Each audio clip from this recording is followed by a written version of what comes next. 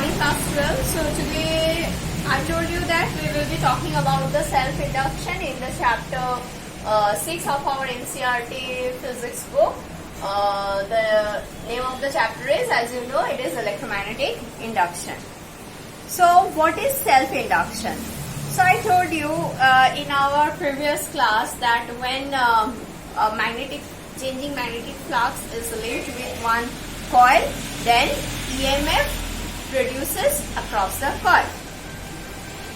So from this, the EMF which is generated in the coil, this is because of the self-induction. Or reversely, if I will say that when a current I will be flowing through a coil, then it will produce magnetic flux, which will be directly proportional to the amount of current flowing through the coil. Then it will give rise to the property of self-induction. Okay. So based on this, how can we define self-induction? The phenomenon according to which an opposing induced EMF, as by Lenz's law we all know that the EMF, the polarity of the EMF develops in such a way that it opposes its cause. So that's why the phenomenon according to which an opposing induced EMF is produced in a coil as a result of change in current or magnetic flux linked with the coil. So this can be done both by changing the magnetic flux and by changing the magnitude of flow of current through the coil. So for example, if I will write for a coil, if I have applied a current I, a changing current I through the coil is flowing, then it will give rise to a magnetic flux phi, and this magnetic flux phi is directly proportional to I. And if we will be removing this proportionality sign and we will put the equal to sign, then what will become? Where this L is known as proportionality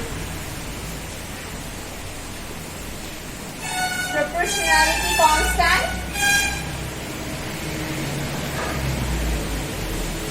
known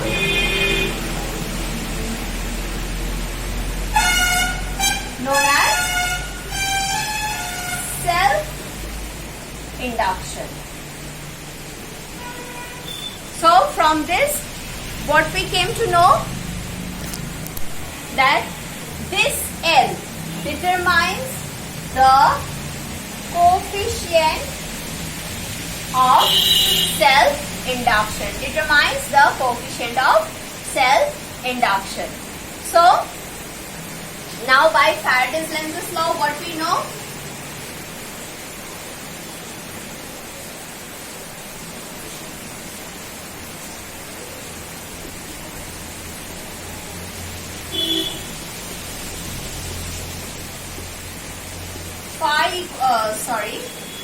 EMF E equals to minus d phi dt. So now phi equals to Li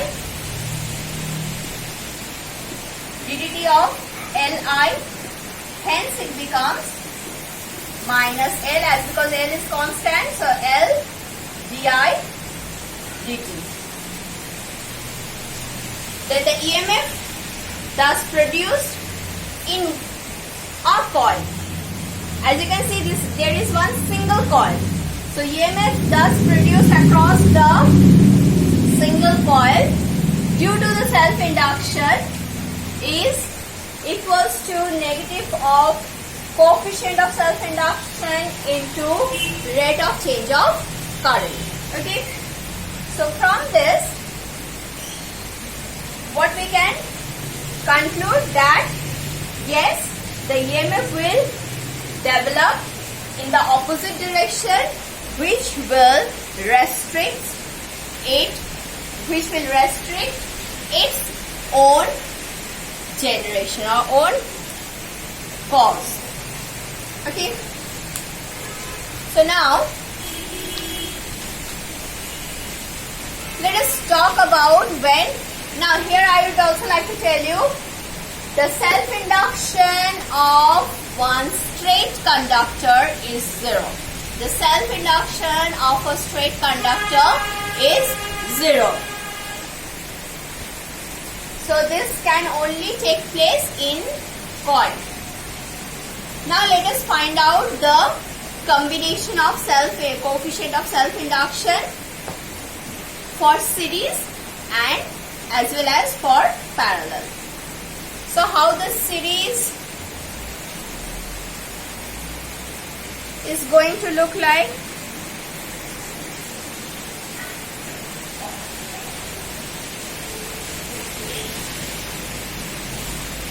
Combination of self-induction.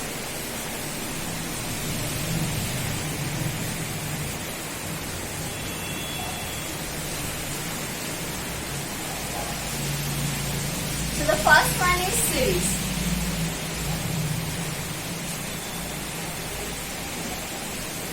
So in series, how it will look like? We will have two inductors, one after another. Let it has self-induction, coefficient of self-induction of the first inductor is L1 and the coefficient of self-induction of the second inductor is L2. Now when the changing current I will be flowing through the inductor, then what will happen? So let us first find out how much EMF will be produced in the individual inductors. So the EMF, let it be E1, let it be E2. So here according to figure,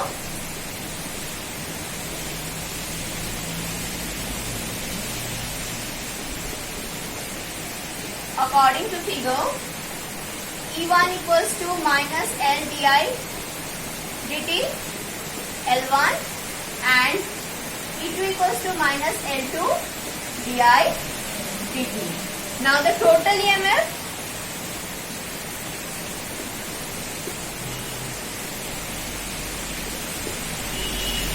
E equals to E1 plus E2, which implies,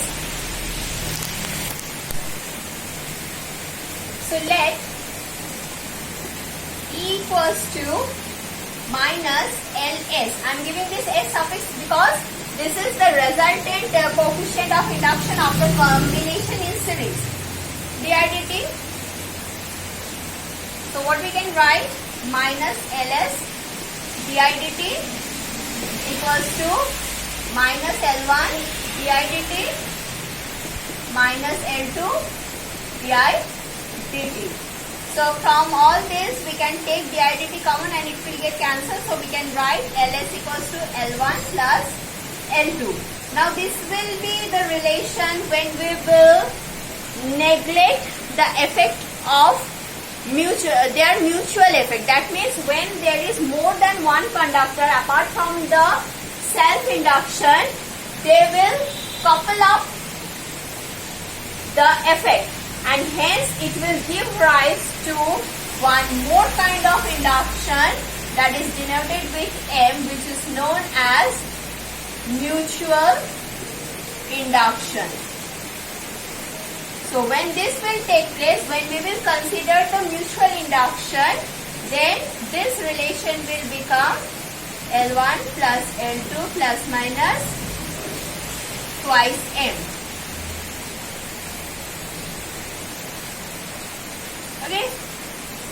So now in this section we will not talk about the mutual induction because after completing the self-induction I am going to talk about the mutual induction, and over there I will tell you what will be the resultant effect of the mutual, or what will be the mutual value of the mutual coefficient of mutual induction when when the two coils are at different positions with respect to each other. So for now, you just keep this thing in your mind that for the when the self induction is only considered, the two inductor in series will give rise to a resultant self induction as their combination in additive value. Okay.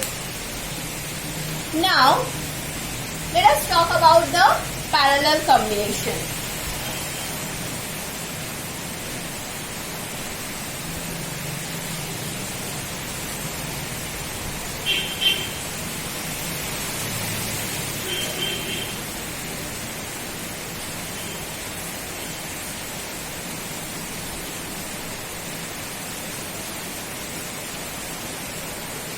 So for parallel combination,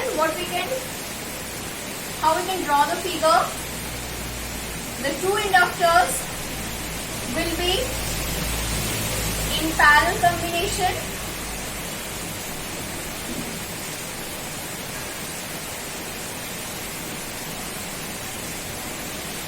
Okay, L1, L2.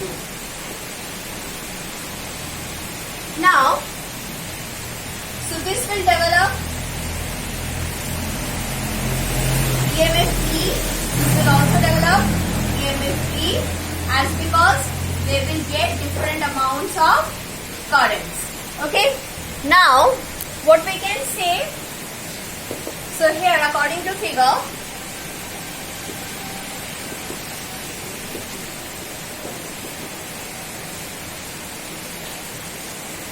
E equals to minus L1 di1 dt and which is equals to minus L2 di2 dt.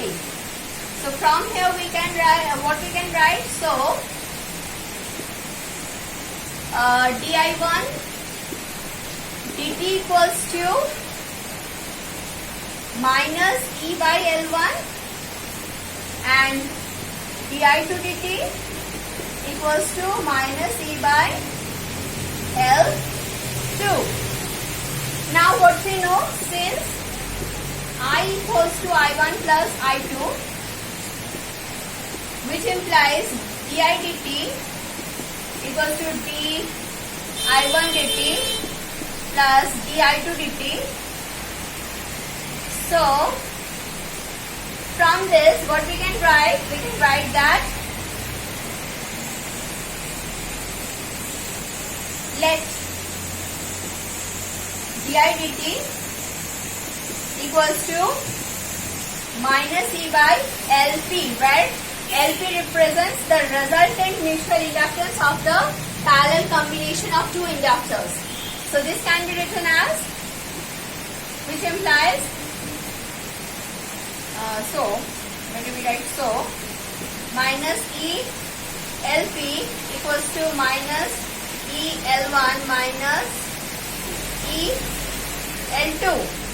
So from all, minus and the E will get cancelled and we can write 1 by LP equals to 1 by L1 plus 1 by L2. So now here also we are not considering the effect of the mutual induction.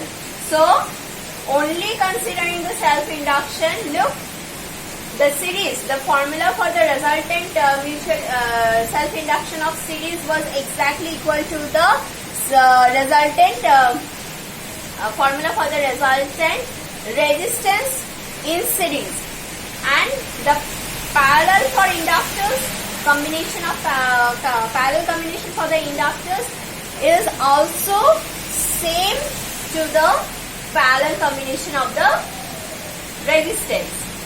So this is how we are going to deal with the numericals when they will not show up we will not consider the effect of the mutual inductance. So now the next topic. Before going to the next topic, here I would like to tell you about the unit of the self-induction. The unit of the self-induction is Henry, and this Henry is equals to 1 Henry is equals to 1 volt per ampere second. So if I will write here,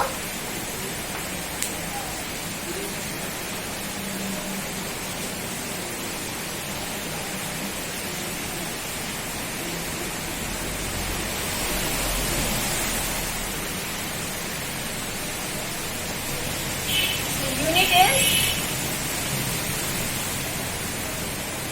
Henry, written with capital H.